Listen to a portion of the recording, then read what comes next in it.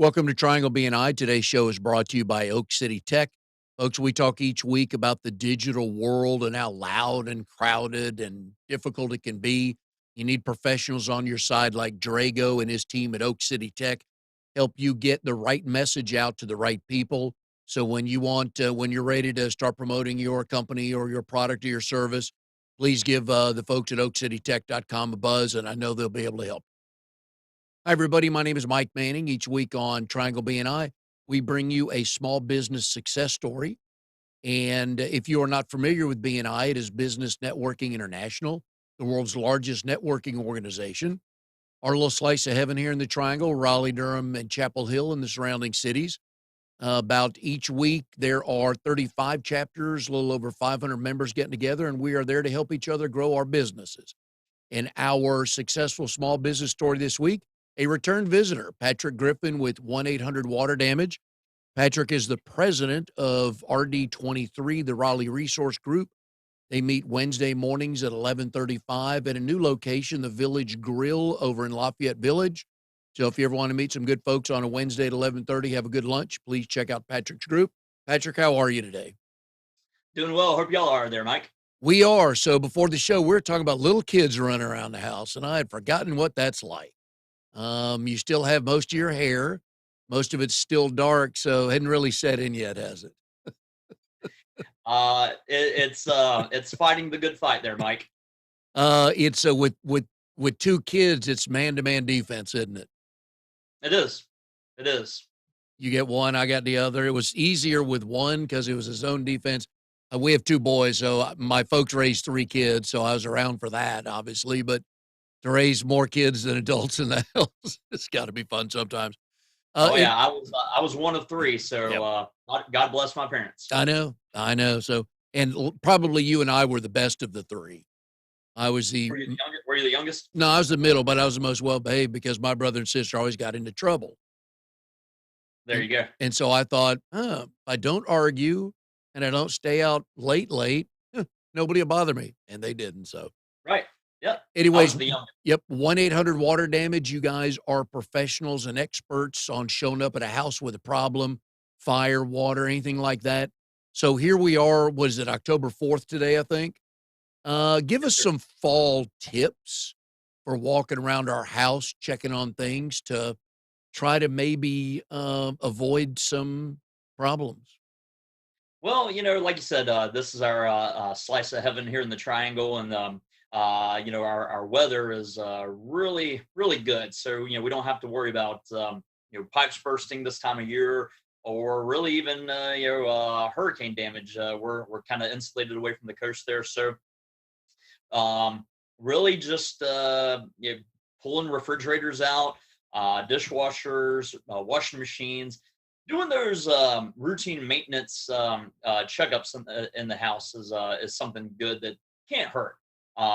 And Red Howard, the owner of our company, he always is a firm believer, and he's always told us to make sure that if we're looking at connections, that going from the rubber connections to the steel braided connections, just a simple 5, 10, $15 upgrade at Lowe's is worth its weight in gold, because those rubber hoses have a tendency to give out and disconnect or malfunction, where the steel braided connections are they're going to be there longer and more durable. So this time of year could be a good time to pull those appliances out. If you have a crawl space, just get down there, check it out, see if there's any stagnant water, and if so, give us a call, and we'll go do a free estimate, help you quantify the damage, let you know what you're looking at. And that's really the biggest selling point for us, is that we do free estimates, and we can help you make an educated decision on how to move forward. If you do need to utilize our services, we're going to go in there, and we're going to take it step by step. We're not coming in there with bulldozers, sledgehammers, crowbars. We're going to come in there and go the consultative approach, and try to save your house as much as possible, not making it a major ordeal. And I talk each week about the benefits of BNI, especially for me, as I've gotten to meet and get to know so many people in so many different industries. And one of the things, and I got to be honest, I don't really think about in my house, is that vent for the dryer. And if you've never cleaned it out, how much lint is in there, which could cause a fire quickly, couldn't it? Absolutely.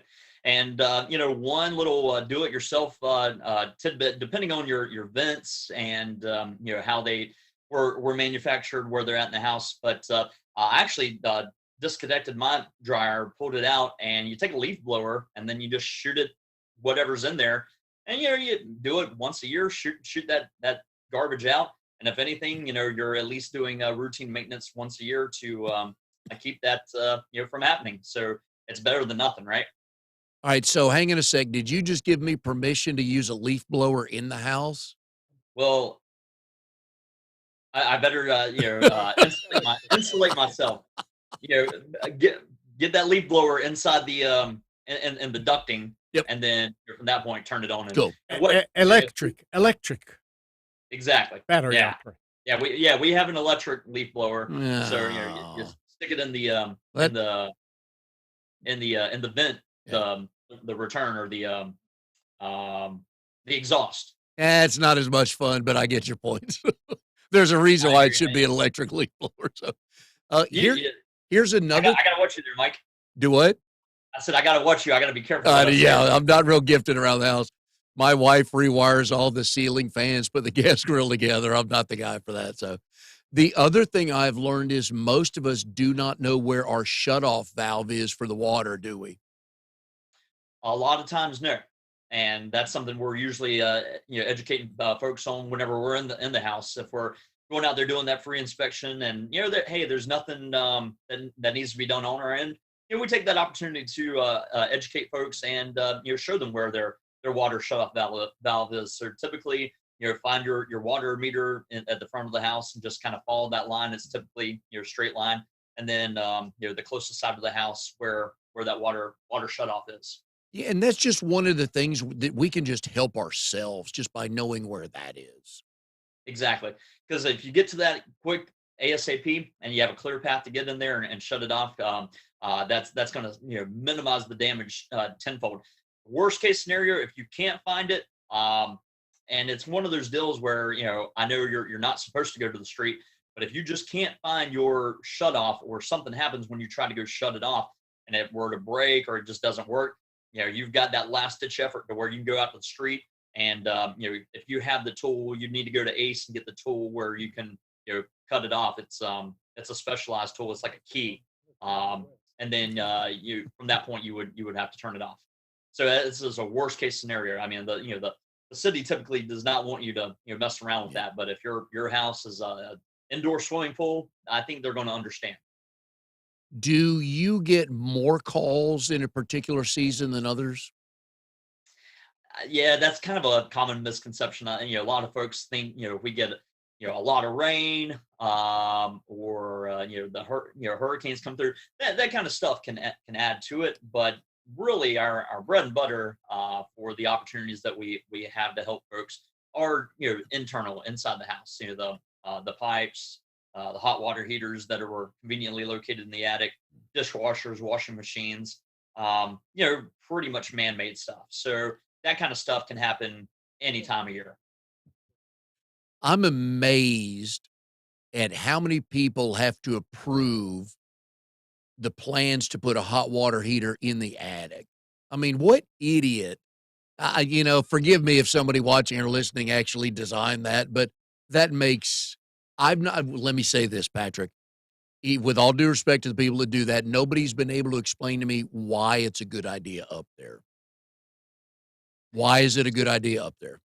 So I mean, my conspiracy theory is that a lot of general contractors built those houses, then they turned around, and got into the restoration side of it, so that they could have a little cash kind of like the wet bandits in Home Alone. But no, I've talked to some general contractors, and I think the common answer is that it was cheap, it was Yep. easy, and they just get it up there. But yeah, it couldn't be in a worse place. No. So like at my house, it's in the garage, and at that point we're on a concrete slab. Yeah. And anything were to happen, it's going to go away from the house. So if you're looking at houses and you've got that, you've got two houses that are kind of neck and neck, and one's got the hot water heater up in the attic, and one's got the one in the garage. Worst case scenario, if it comes down to that, and that's the tiebreaker, go with that because that's less of a risk. But I know a lot of folks when they're looking at houses, that's probably the last thing on their mind. But when you have that emergency and that accident, you'll be happy that you chose the latter. No, just you hear more stories about houses that get ruined from just having the hot water heater in the attic. So that's a good Oh tip. yeah, yeah. I mean, if it's a two-story house with an attic and you're on a crawl space, I mean, you're talking four zones that could be affected, and Yeah. that is a hefty claim. So And yeah. and then also just walk around your house, look at gutters. Charlie Crow was on a few months ago, home inspector, and he said it'll take a little work on your end, but when there's a downpour one day during daylight hours, get your umbrella and walk around your house and see where water's building up. Right. Oh yeah, because there's improper gutters. Yeah, I've been out on inspections where they just didn't know what was going on, and I just was troubleshooting, and this house didn't have gutters, and I was like, well, there's probably your problem. It's coming straight down, and it was essentially eroding the yard away, and then water was coming into the crawl space and Mm. into the house. Yeah. So yeah, How far out do you guys go for a job? our marketing territory is basically Wake County, Johnston County. We kind of go into some of the other peripheral counties slightly, but for the most part, Wake and Johnston are our primary counties. But we can do work. You're really anywhere. We actually had a situation where we sent a crew up to Michigan earlier this year. There was a situation with a river. I can't remember what area it was in. I kind of as around maybe like the Ann Arbor area. It wasn't major news. It wasn't on the news. It's kind of crazy. There's flooding and natural disasters that happen like that all over the place. But it wasn't in the news, so a lot of folks didn't hear about it. But yeah, in this area, I think outside of the Ann Arbor, Michigan area, because some of our guys took pictures of the big house. They were Yeah. up there and go upstate. Owner of our company is a App State There Mountaineer. you go. But yeah, they were up there. So if we have a situation and referral partners get us lined up with something like that, and it makes sense for us to mobilize, then we'll go. But for the most part, 60-mile radius. So Virginia border, Mebane, Burlington area, southern part of Johnston County, Rocky Mount. If you can kind of picture that circle for the triangle area there. And if we're slow, we'll expand. We'll go further. So just give us a call and we'll figure it out. And if we just can't get to it, we'll communicate and let you know. But for the most part, that's our area. You get out and network a lot. Are you to the point now because you are out there so much and know that you do what you do and you've been doing it for a while? Do you get guys to pull you aside like, "Hey, Patrick, got a house question for you"? Yeah, yeah. I mean, it's a start. I mean, we're in the houses all day long, and I always say if I can't find the answer out for you, I'll find out for you. I'll ask and get back to you there because a lot of our guys are extremely handy. They Red does a lot of investment properties, and so he's got a lot of hands-on experience tearing down houses, rebuilding them. Some of our technicians are very involved with that. So not only do they have a thorough understanding of tearing the house down, they have a good idea of putting it back together. Even though we don't do that, but they are extremely handy and we between myself, Reds and the Pay It Forward chapter that meets on Fridays down in Cary. Between the two of us, we have a lot of great connections that have visited our chapters all throughout the years. That if we can't do it, we're going to find someone who can. We are here with Patrick Griffin from 1-800 Water Damage. Patrick is also in RD23, Raleigh Resource Group. They meet Wednesday mornings at 11:35 at the Village Grill in Lafayette Village. So if you're ever that way on Wednesdays, please check him out. Today's show is brought to you by Oak City Tech. Talk a lot, folks, about you don't own your Facebook pages, you don't own your YouTube channel. They can close that down anytime they want. So find ways like an email list where you can put together a wonderful, productive newsletter to get out to your previous, current, and future clients. It's always good to work with professionals that can help you find ways to not only get your message out, but protect the ways you can do that so you can always communicate with your client base. Go to oakcitytech.com, tell them what you're looking for. I know they'll be able to help you. All right, Patrick, on the show today, I was very much looking forward to this because you have done two things that I either choose not to or haven't done. And one is put a plan together to lose a lot of weight, and you look wonderful. You look barely recognizable. And we'll get to that in a minute. I've got a story. And you're also running for elected office you're running for the Town of Wake Forest Board of Commissioners. So let me go back to the weight loss first. Something had to start it, right? What made you decide yesterday was the last day I'm gonna do that?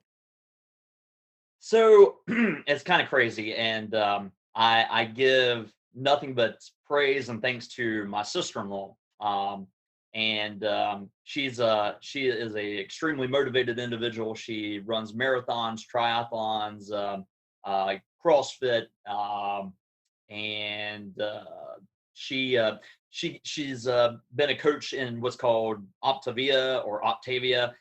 Still don't know 100% how to pronounce it correctly, but I think it's Optavia. That's the name of the program, and she's a coach with that program. And basically, it's kind of like a Nutrisystem, or any kind of plan where you're selecting the food, and you just pretty much eat the food, like a bar, a shake, pancakes, whatever fuel you select, every 2 to 3 hours. So basically, you're keeping your blood sugar level, and then 1 meal a day you're eating what's called a lean and green. So it's 5 ounces of something that's kind of fattier, like a hamburger, 6 ounces of something that's a little bit leaner, like chicken, 7 ounces of seafood, say like lobster, crab, or shrimp, oysters, something like that. But then you're having 3 servings of vegetables with it. So that way you're getting good amount of vitamins, nutrients, and no carbs or minimal carbs, high protein. So really just the good stuff that your body needs to keep those calories to a minimum, carbs to a minimum, and you really just run a deficit on a daily basis to where you lose the weight. Well, So I'm sorry. what I like about this is how it just filters through the rest of your day. You are in business, you are active, you're in the community, you got two little kids. So you got to have a plan. But I love when people have success at that, or anything like that, because it just shows that you're dedicated to something. So I'm curious to know how that seeped into everything else in life. But I just want people to know, what weight did you start at for this diet? So I started April 12th of this year at 268.8 pounds. And as of this morning, after my morning run, I'm at 175. So I've lost Wow. 93.8 pounds in less than 6 months. That's 24 weeks. So that's almost 4 pounds. Yeah, Roughly. yeah, Yeah. man. Yeah. So Great. who helped you along the way and that kept you focused if you needed that? So just to kind of piggyback on why we got started. So my sister-in-law, she started with family members, and it just kind of started trickling down. And honestly, at first I was like, oh no, she's going to be coming to us. And because back then I thought everything was fine, and that I didn't need to lose any weight. But she was persistent, and she stayed on it. And my wife and I, we actually came to an agreement, and we said, all right, let's give it a try. Let's do it for a month. And right off the bat, I mean, I think I lost 20 pounds. Of course, whenever you're cutting out the sodas and the beers, and all the carbs and all that stuff, you're going to shock the system, and just kind of jumpstart it. And that's basically what happened. And immediately I was hooked, and I just I didn't want to look back at that point. So my wife and I, we're doing it together, and she's done an amazing job, and she's lost, I believe, 70 76 plus pounds, somewhere in that neighborhood. So, I mean, between the two of us, I mean, we're, we basically have lost a person, so to speak. Uh, but you know, between the two of us, we're holding each other accountable and sticking with it. And it's kind of during the working from home and you're changing up our because she used to go in the office. Now she's been working from home. So we both have been working from home a little bit more than or I mean, I've always worked from home, but the pandemic brought her home. So the fact that we could do the lean and green meal together, it was great. And honestly, for having two small kids, we knock out our dinner at like 12:30, 3 o'clock, or even 5 o'clock before we pick the kids up from daycare and school. And whenever we get the kids home, we just focus on them. We can talk to them, recap the day, just enjoy that family time. Where as opposed to scrambling, trying to cook dinner and do all that, it really kind of has helped simplify things. And kind of like you said, being for a busy professional, you're driving down the road, your alarm goes off on your phone. Okay, it's time to fuel. So you eat a bar, you eat a shake, you pull over, you mix your shake in your shaker, you knock that out, and you don't have to go to sit down at a restaurant or et cetera, et cetera. So it's you're really for a busy individual or busy family people, it kind of works out. I've got some friends that over the years have lost a healthy bit of weight, and I get conflicting answers on what they've done with their old set of clothes. What have you done with yours? Um, they are in the on deck circle, ready to go to Goodwill because we're not going back to that. No, I had a So friend of mine that kept one shirt and one pair of pants just for a reminder. just for a reminder, Yep, yep, never again, right? yep. That was their incentive to keep it off, which is I think a lot of people would argue that's probably almost as tough as it is to lose it initially, isn't it? To maintain. To keep the weight off, yeah. So the program kind of shifts gears as well. So what I'm in right now is what's called the 5-in-1. So 5 fuels. So every 2 hours, a bar, shake, pancake, potatoes, puddings, brownies. They got all kinds of stuff. Um, and so whenever you get into the maintenance plan, you go from 5 to 4 fuels, and then you get to actually have a second lean and green. So that's more protein, more vegetables that is going to fill you up. So hey, start the day off with an omelet, and then a few hours later have another lean and green. So it's increased calories, and it's going to help you remain full. And then eventually it goes to a 3 and 3 to where you're doing 3 lean and greens, 3 fuels, and so it's designed to really, like we said, get to that cruising altitude, get to a point where you're not having the desire to snack and want all that stuff that we have a tendency to indulge in, right? And I know the last time you and I saw each other in person probably goes back about 2 months, maybe 2.5 months when my chapter, we got back to meeting in person. We've since gone back to Zoom for now. But when we're meeting in person, and there's a lot of folks in my chapter that know you pretty well because you visited and sub before, and you walked in the door and a couple of us kind of did the, "Ooh, is that Patrick?" I mean, almost unrecognizable. So that's how good that program has worked.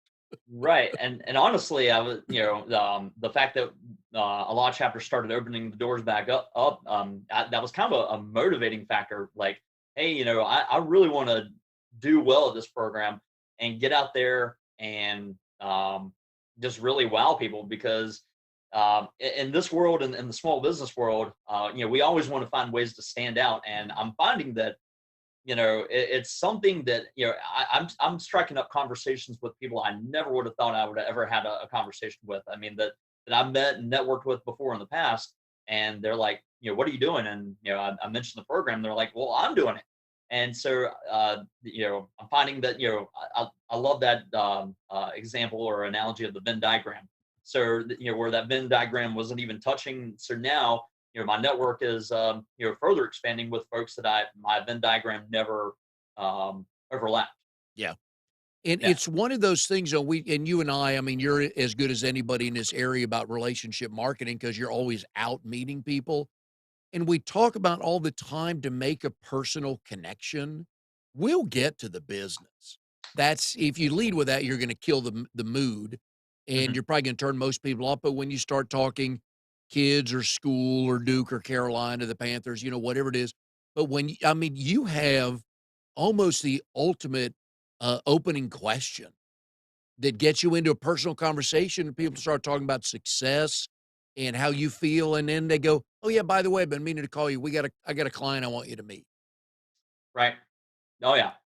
I mean, you're absolutely right. Whenever I first got into relationship marketing, coming from the transactional marketing world, I was completely lost, and I didn't understand it all, and it was just, I mean, something totally new.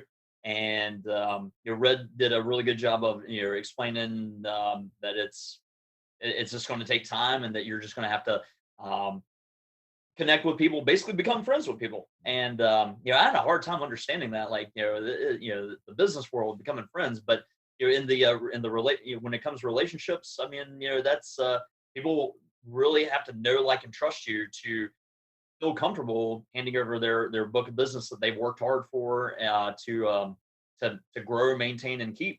So there's conversations that can move that needle for the trust barometer, the trust odometer, speedometer, so to speak. Um, Anything beyond just transactional conversation, it is huge. And just anything that you can do to improve yourself or that you've got going on. I mean, really, it's just kind of a walking billboard or a walking gains exchange, right? Yep. The gains exchange is a huge tool that we should all be using. I know I'm guilty of it, but it's basically your resume that you can pass along to other BNI members, right? Yep. How many people have you had to reintroduce yourself to? I was playing at the B-Can golf tournament, and we went out to one of the holes where Brandon Fuller was. He had a tent for Raleigh Electric, and I was like, "What's up, Brandon?" And he literally did a double take, Yep. and I was like, "Patrick, 1-800 Water Damage. I visited your chapter many times, and we've had one-to-one, and he was flabbergasted, but he's on the program as well, and he's doing good. And we swapped some good success stories. And but I had a buddy that came to the house, and he was like, "If I saw you walking down the street, I probably wouldn't have recognized you." Yeah. So I And guess I want people to know that the difference that weight loss has made, that you're to the point, because if you lose, 40, what you started at, if you lost 40, people would go, "Hey, congratulations, you look good," but you're still recognizable. But you get into the 90 and 100-pound range. And I just want people to know that's how difficult it is. And you and I have known each other for what, 3.5 years, whatever it is. And I had to double take when you walked in the door because Scott Sands and I were standing there. It's like, that is Patrick. it's awesome. I mean, I mean, we're in close contact with each other with consulting director Mhm. meetings, visiting other chapters. And for that to have occurred with someone that I'm Yep. as close contact as you, I mean, Yep. that's a big win, big testimonial. Now, dude, you look good. So what do the kids say about all this? They're happy. Yeah, they support us, and yeah, they're so young, and they don't really understand the full ramifications. But they're happy to see that mom and dad are working hard, and wanting to do more to be there longer for the kids. So I think ultimately, as parents, that's um, what it's all about. Just staying healthy and being there as long as you can in their lives. So at 40 years old, it's a pivotal time in our lives where health is extremely important. But could set the course for, hey, you're going to be here for 20 more years, or maybe 40 to 50. So And um, I gotta think back when I was 40. God, that was 20 years ago. Jeez. You're so young, Patrick. The well, hey, it's all relative. I'm it is. running into Yep. 18-year-olds, 20-year-olds, and it's all relative, man. I know. I know. So the other thing you're doing now, I want to know with this, the success, the motivation, the confidence now that you have. feeling better about yourself. My guess is you're sleeping wonderfully these days, but you've got this in place. You have accomplished a goal. I don't know what the end goal is, but you've accomplished a major goal. So you're Mm. taking this and running for an elected office. What started? Are the two connected, or why are you deciding to run for office now? They're not connected. It just happens to be working out at the exact same time, and couldn't be any better. So long story short, I went to UNC Greensboro. I was a political science major. When I first got there, I was not a political science major. I really was undecided. I didn't know what I was going to study. I mean, I was thinking maybe something like going the law direction, but really my first political science 101 class, I believe it was, with Dr. Lee Sink. It was a just I mean, just a basic course, basic principles about political science, but there was just something about the building and her and her passion, and everything that everything was just so crisp, and it just drew me. I just immediately had an affinity for politics and for government. And so from that point, and at the same time, I was pledging my fraternity, and after I got in, got into leadership roles, and and when I was a kid, my dad, he was president of the PTA. So I think maybe even going further back, just seeing my dad in the leadership position, I think that kind of motivated me to get involved, no matter what I did, be a leader within the organization. So got in the fraternity, and became secretary, became vice president. Never got to be the president.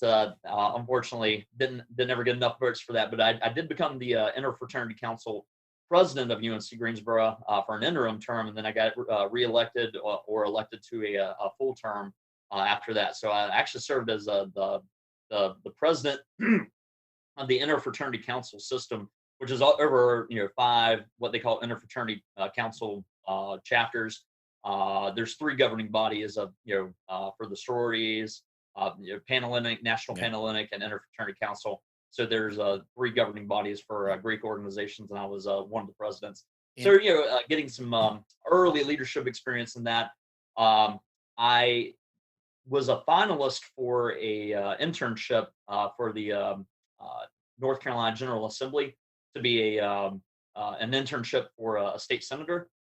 So out of 200, 300 of applicants, I was one of 25 that was a finalist, and unfortunately, I didn't make the cut for the final 13 that actually got to become internships. And that would have been an awesome experience. But just the fact that I got to go to the General Assembly on a Saturday morning and interview with several members of the North Carolina Senate and their staff members, that was another pretty cool experience that kept me very attracted, and maintain that affinity for government and being involved in politics.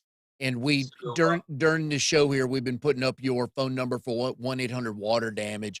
If people want to get in touch with you for this position as board of commissioners in Wake Forest, what's the best way for them to find you? yeah, you can call my phone number there, or my email if you put that out there. But you can also go on Facebook and find. Let me see here. What's the official name of the page? Let's see here. I apologize. I should have that better prepared for you, but let me see here. I'll circle back to that there Okay. real quick. Do they go in Um, there and just type your name and it'll pop up? yeah, you could type Patrick Griffin for Wake Forest Town Commissioner, and it should pop up. Okay, that'll work. Was there something that, and I have no knowledge of the previous board of commissioners, but was there something you saw going on or that you wanted to do that made you want to do this in Wake There Forest? nothing in particular that the current board of commissioners was doing that's kind of rattled my cage, so to speak. Really, my why for wanting to get involved. So back in 2012, when my wife and I we chose Wake Forest to where we wanted to buy a home, and that was our first home that we bought together, and still is. We're still at it. I think it was I can't remember what year it was. I don't know if it's 2012, 13, 14, but it was pretty early in our time living in Wake Forest. And back then, I mean, Wake Forest was really small. I mean, I think around 12,000 residents back in 2010.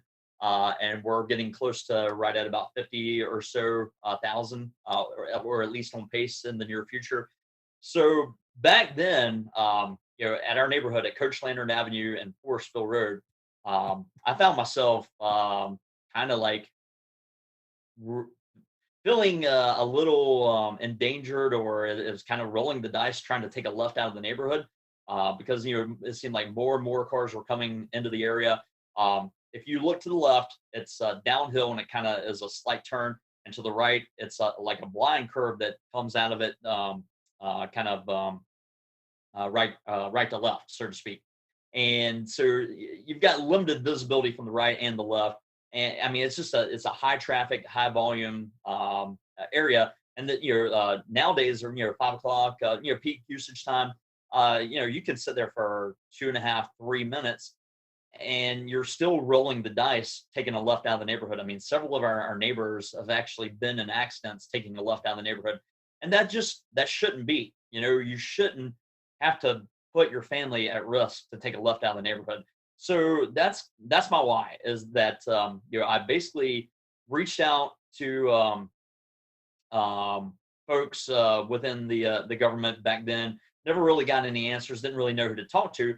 So one night, whenever we had just joined the Chamber of Commerce, I was actually at a Wake Forest after hours event with the Chamber of Commerce, and the mayor, Mayor Vivian Jones, was there at the event, and we were talking. And I actually talked to her on election day, but at the after hours event, I had a little more time, and had more of an opportunity to talk to her about the situation. So she basically said, "Well, email me a recap of this conversation. Tell me the intersection, the coordinates, and we'll see what we can do."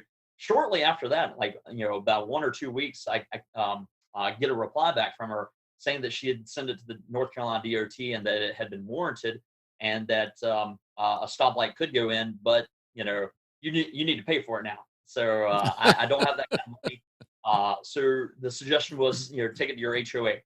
Well, at that time we were builder controlled, and I knew we just weren't going to get any support, because the builders, they their goal is to build as many houses and keep that ROI and that profitability at as high as possible. But shortly after that, we actually became resident controlled, and so I took that to a board member that I knew, and actually a guy that have ties to back where I grew up in Hickory. I went to high school with his brother, so really small world. But I took it to him, and he was like, "Okay, basically we'll see what we can do." And then about a month or two later, didn't hear anything. Continued to follow up, to stay persistent with it.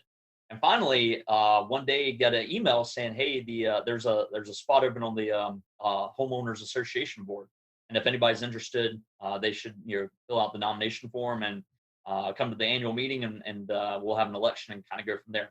So I thought, well, hey, I'll take it upon myself and run for the board, and if I can get on there, I'm going to make it my mission to get that added to the agenda. So I did, and I ran unopposed, got elected, so to speak, by unanimous consent. Got put on the board, and my first meeting as a board member brought that to the attention, got that on the agenda. Went from a non-issue to, okay, now we're going to put this on for the 3-year plan. June of 2020, we kind of started talking about moving forward with our long-term plans, and I was charged with doing the due diligence to get aesthetics, functionality, specs, cost, et cetera, for that stoplight. I reached out to the mayor, said, "Hey, we're looking to move forward," and she said, "Well, pump the brakes on that. We actually just added it to what's called the capital improvements plan, and you guys can save your money." So I took it back to the board and said, "Hey, congratulations, we can save our $25,000 out of our budget, and we can focus on other projects." So that, to me, is my why and my passion for why I've gotten involved. Is I took an issue, I've ran with it, and there's been other things that I've been involved with that have helped deliver goods and services for members of my neighborhood, Stonegate, up here in Wake Forest. And as a salesperson, it's great whenever you can connect the dots, whenever you can be a problem solver and help someone get from point A to point C by being that point B for them. So the critical thinking, thinking outside the box, and being an advocate liaison. Those are the things that I pride myself on. In the sales world and in the public service world, being on the HOA board, and I just want to take that passion and that commitment to service to the next level for being a town commissioner. We see these national and state elections where there's money involved and TV coverage and stuff, but a town of Wake Forest Board of Commissioners election, what's it like campaigning as a regular guy underneath the radar? There's no TV cameras following you. Right, exactly. So typically on these type of elections, only about 19% of registered voters actually vote in municipal elections, and really, municipal elections are important. They're just as important as state and federal elections. So, and you don't like what's going on in the town, get out there and vote. And if you don't vote, you really don't have a right to complain. So, get involved in the process. But as a candidate for this office, you're actually not going to see a single sign or bumper sticker, button. I'm running a grassroots organic, $0 other than the minimal fee that it took to run for office. So I'm just knocking on doors, getting on platforms like this, which I greatly appreciate you working me into your schedule and allowing me this opportunity. You're for a digital platform. That way I can share it on my Facebook page, my Town of Commissioner page, share it with other folks, and also promote BNI as a whole, promote your business, Wired Change. So utilizing these resources are go a long way. So yeah, and that's just the type of candidate that I am. Is that I'm not taking any money, and I'm not raising any money. I'm not spending any money, because I'm truly passionate about what I'm doing here, and I want to make a difference. Just because I care, and it's really a passion to serve constituents. How many hours is this adding to a day or a week with, I know yesterday you said you had a candidate forum, but when you're out meeting people, is that a significant add for the hours in your day? Not really. I mean, if anything, it's enhancing my business because I'm again talking to folks not about 1-800 water damage. Yesterday, several conversations came up where folks were like, "Well, because I wore my name badge that I got from Randy Bernstein at Brand Shark, so I had my name badge on with 1-800 water damage. So it's that cross pollination, Mhm. that cross you're just cross collaboration, Yep. pollination, to where I'm out there spreading 1-800 water damage passively. Yep. So really, it's still in my game plan, my marketing strategy. So really, it's not adding up. It's not taking away anything from my business. So I don't see pictures of you, or will I see them of you shaking hands, kissing babies, and, stuff like that? Or is it just literally talking to people any chance you can get? Talking to people, having conversations, hearing frustrations and taking that information and processing it and finding the best way to compromise and deliver the best goods and services for the citizens.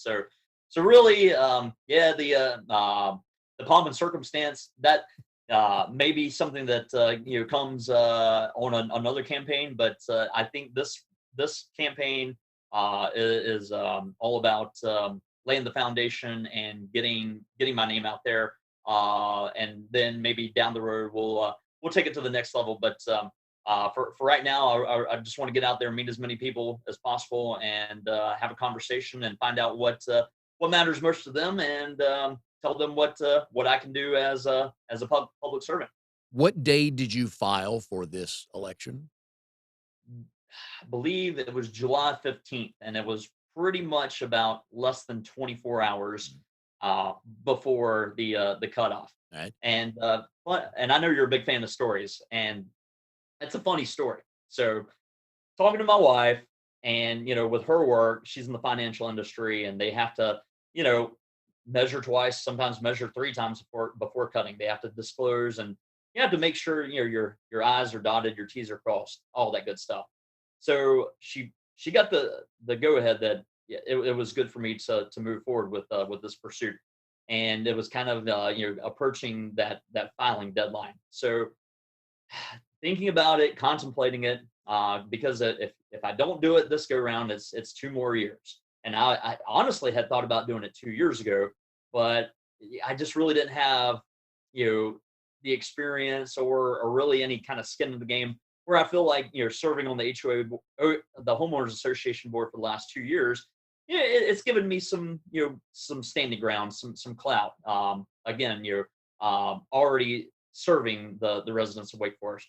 So right towards the 0 hour for the filing deadline, I'm contemplating it. I'm thinking about it, and I think I literally was on my way to visit RD18. I think it was that day when you saw me for the first time since y'all went live, and I think I was maybe about 5 or 10 minutes late to that meeting that day.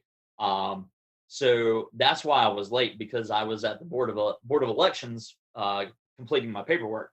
But that morning, I'm driving down the road, and I've never heard the theme song for Parks and Rec on the radio. Very familiar with the show, love the show, but you hear that and you just think of government and local government, and it was just kind of I wouldn't just an epiphany or serendipitous that at that moment I hear that song, and I'm like, that's got to be some kind of sign. And that kind of at that moment I just got that feeling of wanting to move forward with it, and that's it was the tipping point, I guess you could say. All right, well, very good. So my takeaway today is this is step one, and I'll just leave it at that. So one day when you're running for governor, of course, we'll have you back on the show. But people can go to Facebook if they type in Patrick Griffin.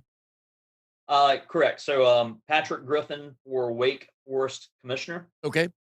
Sounds good. And they get some more information on you on that. I would highly recommend, if you live in Wake Forest or know someone that does, Patrick would be a wonderful addition because he truly does care. Wouldn't have him on to talk about that if he didn't. So I wish you luck with that, Patrick. And can't wait for the election night party. Probably go on till midnight, 2 a.m., something like that, right?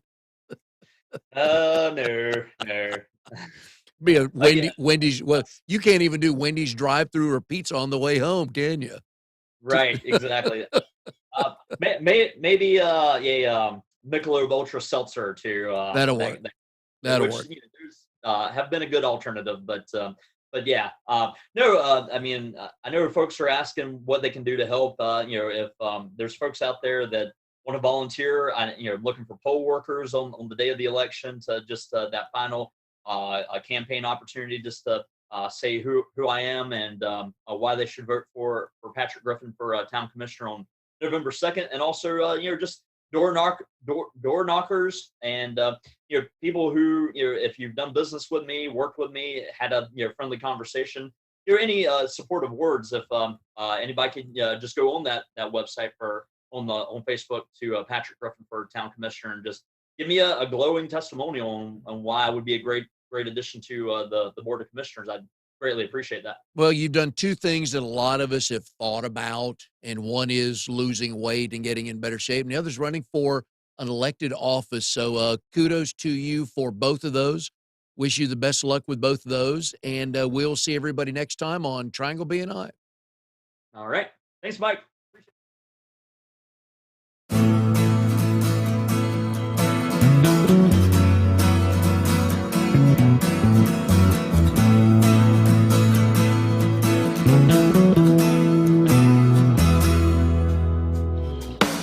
You are tuned to the Nissan Communications Network. If you tuned in too late, you can always watch each program in its entirety or download an MP3 audio file of it in the archives section at nissancommunications.com. Don't forget to subscribe to our YouTube channel, follow us on Twitter, and like us on Facebook. Sponsored by StreamingGear.com, Carolina Apparel, and DeltaForce.net.